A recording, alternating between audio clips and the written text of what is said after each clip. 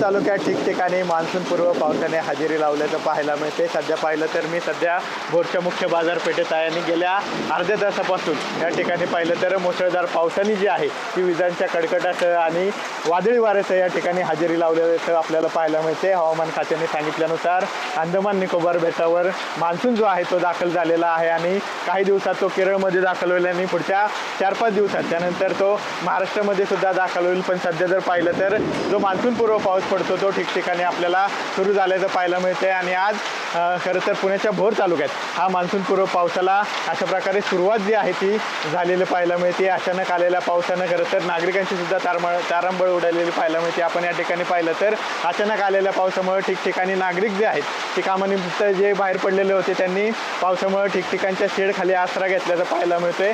खरं तर भोर तालुक्यात सकाळपासूनच उष्णता जी आहे ती जाणवत होती आणि त्यानंतर साधारणतः दुपारच्या 2 नंतर पावसाला हळूहळू सुरुवात झाली ना आता आपण पाहतोय की कशा पद्धतीने हा पाऊस जो आहे तो या मान्सूनपूर्व पावसाने हजेरी लावलेली आहे आणि त्याचप्रमाणे काही प्रमाणात गारासुद्धा या ठिकाणी आपल्याला पडताना पाहायला मिळत आहेत।